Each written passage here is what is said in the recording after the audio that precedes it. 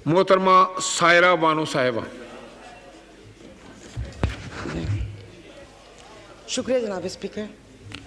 वो आपने कहा ना सलाउद्दीन भाई के शादी ब्याह महंगे हो गए हैं, तो इसका आसान तरीका है कि खामोशी से कर लें, 4 साल बाद मीडिया निकाल लेगा, पता ही ना चले किसी को।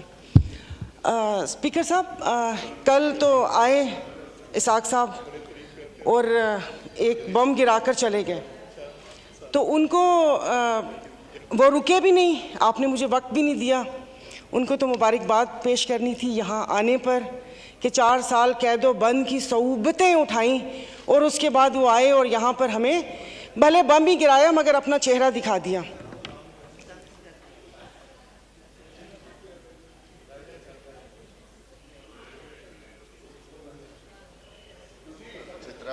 जी मोहतरमा सायरा बानो साहिबा। नहीं, वो मैंने कहा शायद ज़रूरी बात है मैं भी सुनूं कि कौन सा वो। तो जनाब स्पीकर, इधर जिससे भी पूछा उन्होंने कहा कि भाई ये जो IMF से मुआहदा हुआ है ये मुल्क के लिए बहुत ज़रूरी है और ये है वो है, तो मैंने भी कोई तनकीद नहीं करनी थी। अब ज़ाहिर है पाकिस्तान को डिफ़ॉल्ट होता तो नहीं देख सकते, हालांकि गो कि इसमें मेरा कोई हिस्सा नहीं है, तो लेकिन मैंने सिर्फ वज़ीर ख़जाना साहब को एक रिक्वेस्ट करनी थी कि 15 और 25 वाले को तो छोड़ें, मुझे एक 50,000 वाले का बजट बनाकर दिखा दें। आप मुझे बजट बनाकर दिखा दें, मैं आपको इसको भी मैं आपको वोट दूंगी और आइंदा आने वाले आपके फैसलों को भी मैं सेकंड करूंगी।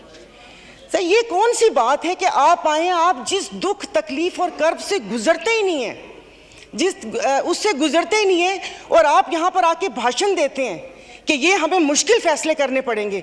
मुश्किल फैसले अपने लिए करें ना, अपने लिए क्यों नहीं करते? अवाम को सादगी का दर्स दिया जा रहा है, इनके एक एक लिबास और इनकी अशिया जो इस्तेमाल करते हैं उनकी कीमतों का आपको अंदाजा है। डेली एक फोटो शूट आता था, 15 लाख रुपए का कोट, 10 लाख का जूता, 15 लाख का स्कार्फ। ये एक पाकिस्तान जो डिफॉल्ट हो रहा है, वेंटिलेटर पर है, उसकी आवाम को ये मजाक, एक तस्वीर ट्विटर पर डेली शेयर होती थी। मुझे सिर्फ एक 50,000 वाले के जीने का हक छीन लिया है उन लोगों से। आप मुझे बताएं कि ये पेट्रोल के लिए यहीं पर ही थे। मेरी एक और आपसे रिक्वेस्ट है कि कोई ऐसा रूल है कि जो हुकूमत है वो यहीं बैठी रहे और अपोजिशन के वो बेंच हो जाए, क्योंकि मेरे ख्याल में इन बेंचेस में, इन चेयर्स में कोई प्रॉब्लम है कि यहाँ पर बैठने वाला बोलता है और वहाँ पर जाकर सुम्मुन बुकमुन उम्यून बन जाते हैं ये लोग, इनकी जुबान नहीं चलती। और यही जब मैं वहाँ पर बैठ के हुकूमत पर तनकीद करती थी तो यहाँ पर सब बैठे डेस्क बजाते थे। आज जब मैं यहाँ पर खड़ी होकर हुकूमत पर तनकीद करती हूँ तो उन सबको प्रॉब्लम होता है। तो जनाब स्पीकर, इन्होंने तो यहाँ तकरीर कर दी, इस तकरीर के बाद अगर इतनी हिम्मत है, कल मैं एक ग्रोसरी शॉप तक गई थी, वो भी कोई F6 नहीं गई थी, यहाँ कोई चाइना मार्केट के पीछे कोई दुकान है, वहाँ पर जाकर आप लोगों की तकलीफ, उनकी आंखों से उनका अंदाज़ा लगा लें। मुझे यहाँ पर कल ये करंट डेफिसिट और खुदा जाने क्या क्या बता रहे थे, मैं या आप अपने हलके में जाकर किसी गरीब आवाम को क्या इनको करंट डेफिसिट बताएंगे कि हमारी अयाशियों से तुम लोग इस साल तक पहुंचे हो, अब तुम ही लोगों को बर्दाश्त करना पड़ेगा, ये कुर्बानी तुम लोगों को देनी पड़ेगी। लेकिन फिर मैंने सोचा कि कुर्बानी तो हलाल जानवर की जायज़ है, तो इसका मीन हम हलाल हैं, जिनकी कुर्बानी नहीं है उनकी कुर्बानी जायज़ नहीं है। अब आप देख लेंगे कि यहाँ पर उठते ही जो बोला था, मैं आज इस फोरम पे अपनी पार्टी की तरफ से, मुस्लिम लीग फंक्शनल और सदर पीर पगारा और सदरुद्दीन शाह की तरफ से, मैं आप बिलावल साहब को मैं दावत देती हूँ कि आप सिंध से महंगाई मार्च शुरू करें, हम आपके साथ हैं।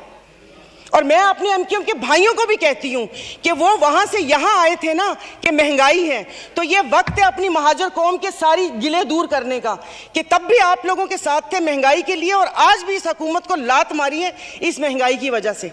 लेकिन हम यहाँ पर बैठ के सिर्फ बातें करेंगे।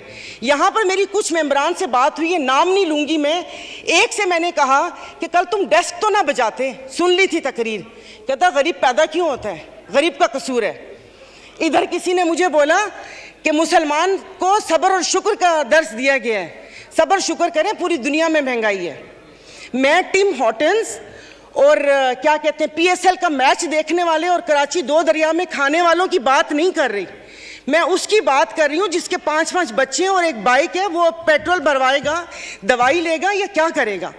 इन्होंने यहाँ पर वो कहते हैं ना कि शहद में घोल घोल के यहाँ पर सारा ये बजट बता दिया।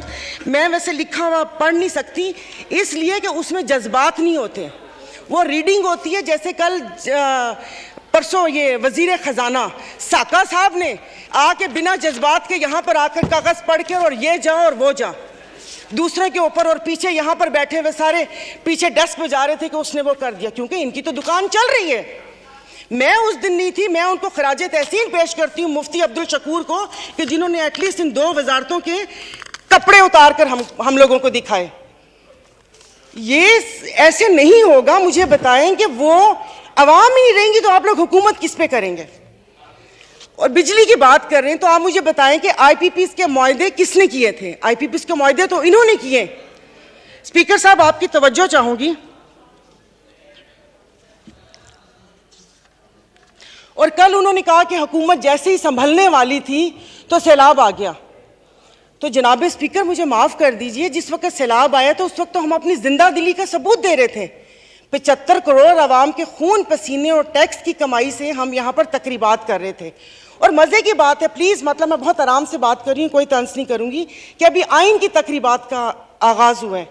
क्या आइन के आर्टिकल 3 आई थिंक 27 या 35, 36 आगे, क्या उस पर यह रियासत पूरा उतरती है? क्या हमारी जानो माल की हिफाजत है यहाँ पर? हमें बुनियादी सहूलतें मुयस्सर हैं यहाँ पर?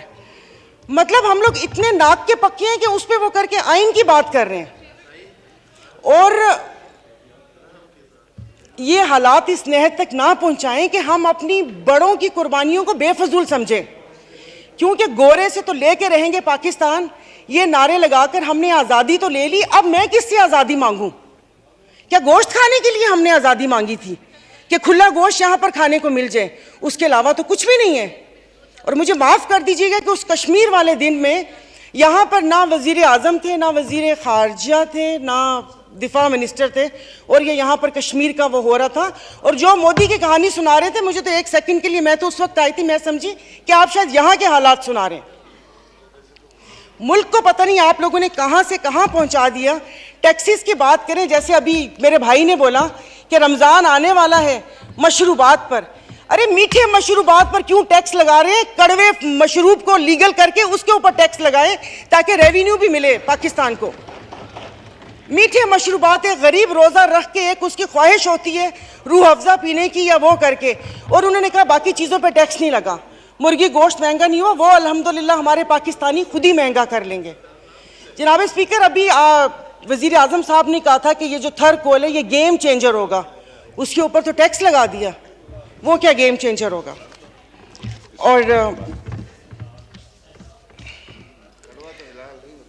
नहीं, उसको हलाल कर दे, मीठा तो गरीब पीते हैं, आप लोगों को उसको लीगल करके उसके ऊपर टैक्स लगा देना चाहिए। तो जनाब स्पीकर, ये सब बैठ के इसके मसले को, मेरी बात सुनिए मोहतरमा, मैं एक तवज्जो आपकी दिलाना चाहता हूँ कि सेनेट की तरफ से फाइनेंस सप्लीमेंट्री बिल पर सिफारिशात मौसूल हो चुकी हैं, जिनकी कापियाँ आपको मुहैया कर दी गई हैं, लिहाजा आप उन पर भी बहस करना चाहें तो कर सकती हैं। सर, अभी कौन सी कॉपियाँ? और आज हालात तो यहाँ पर है कि आज पावर की मीटिंग है और रात को 90 सफ़ों का एक पम्फलेट आ गया था, मैं 90 सफ़े रात को बैठ के पढ़ती और ये यहाँ पर आके करती।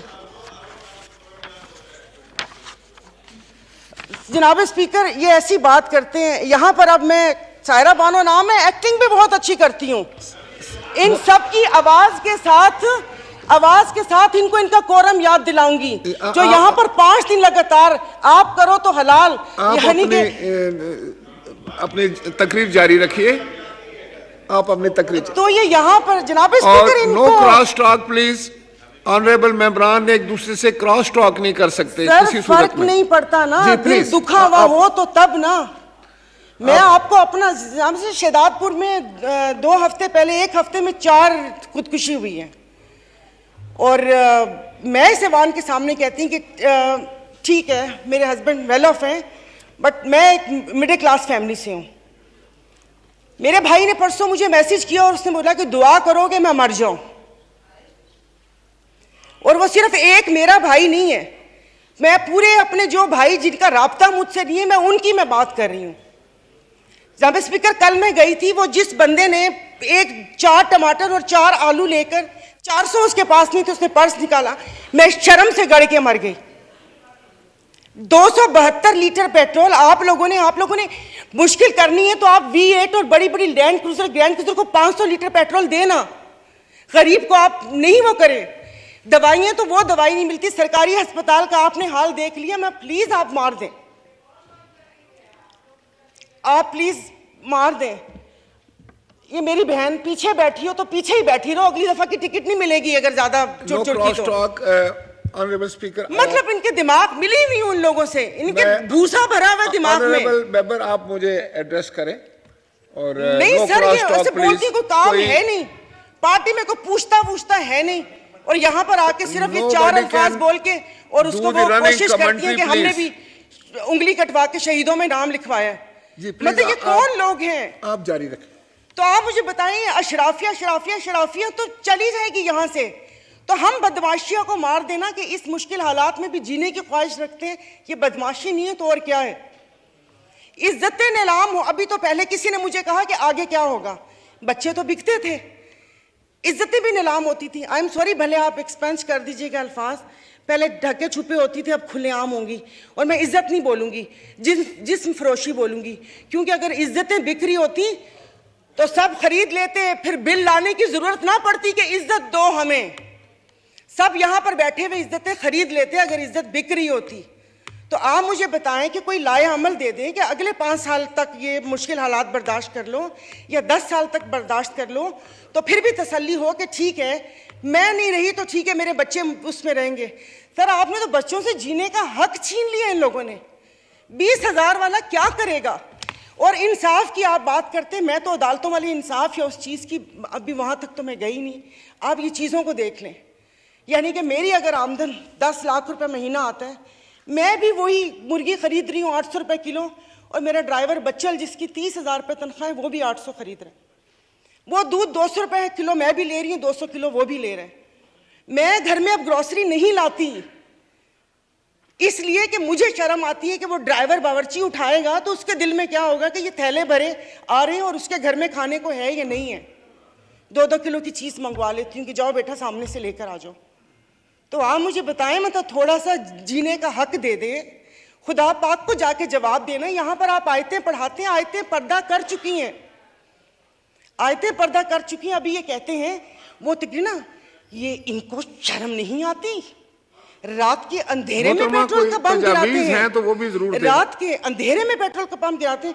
मुझे तो समझ नहीं आ रही थी, चश्मा नहीं था, मैंने कहा ये क्या हो गया, शायद मैं रात को रोई हूँ, अल्लाह पाक ने मेरी दुआ सुन ली। पता चला वो पिछले थे मैसेजेस ना, जब वो यहाँ पर बैठा करते थे। अब सब कुछ जायज़ है, सब कुछ हलाल है। यहाँ पर बहुत तुर्की हमारे भाई हैं, और शुक्र अल्हम्दुलिल्लाह शाम का नाम भी लिया, क्योंकि पहले 1 हफ्ता तो उस बेचारे का नाम ही नहीं था। फिर जब इंटरनेशनल मीडिया ने डालना शुरू किया तो हमने भी शाम बोलना शुरू कर दिया। हमारे भाई हैं, हमारे मुश्किल वक्त में खड़े होते हैं, दिलो जान से मदद करनी चाहिए। वहाँ पर जाने के लिए उतावले थे, कभी कहाँ तबाही आई हुई, उस दिन कोई पहुँचता है, उस दिन कोई पहुँचता जाए तो तब कि आप अपनी वेल्थ में से, जैसे ये भाई ने बोला कि हम लोगों से तो ले ली तनख्वाह, अवाम से भी वो दे दिया, अवाम के पास है जो अवाम डोनेशन देगी, वहाँ पर अल्लाह पाक उनकी मदद करेगा। और वो रियासत माँ जैसी है, उनके हुक्मरान हमारे जैसे नहीं हैं, उनके लिए वो खड़े हैं। दबी हुए अवाम के लिए हम इज़ारे यकजहती के लिए बेचैन हो रहे हैं, लेकिन यहाँ पर जो मरी हुई फाकों से अवाम है उसके लिए कोई दिल में दर्द नहीं है। तो अभी ये आइन की तकरीबात के लिए कितने पैसे वो हुए, इन्होंने अभी बोला कि हम तनख्वाह नहीं ले रहे। 1,80,000 से क्या होता है, वो तो वैसे ही एक वक्त का खाना है, खाना पीना तो। लेकिन बाकी जो चीज़ें हैं वो, ये जो गाड़ियाँ, ये फ्यूल कार्ड, इनकी ताम झाम, इन सब पे कितना पैसा खर्च होता है।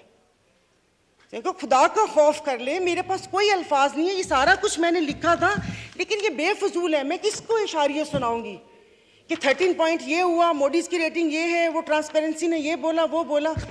हम में से तो किसी को भी ज़रूरत नहीं है, सब अल्हम्दुलिल्लाह खाते पीते घरानों से हैं, सब अल्हम्दुलिल्लाह खाते पीते घरानों से, लेकिन किसी और का तो सोच लें। तो ये यहाँ पर प्लीज़, मतलब अब तकरीबन साल होने वाला है, आप भी कहते रहे, लेकिन यहाँ पर आने की तौफीक नहीं हुई। मैं कुछ लोगों का, आप लोगों को दिलचस्पी होगी, आप यकीन नहीं करें, मुझे इस ऑडियो लीक से पीटीआई क्या कर रही है क्या नहीं कर रही है मुझे कोई दिलचस्पी नहीं है। सब जाएं भाड़ में, लोग, आवाम मर रही है, आप उसको देखिए।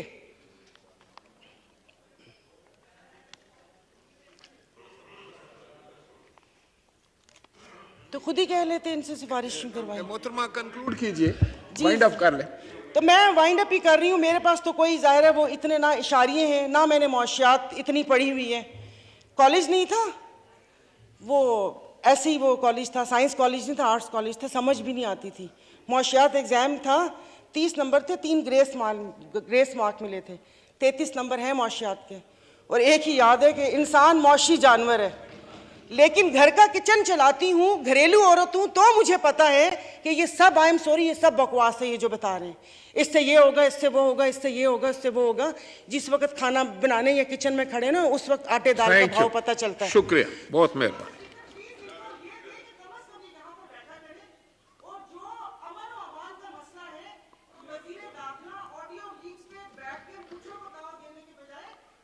शुक्रिया,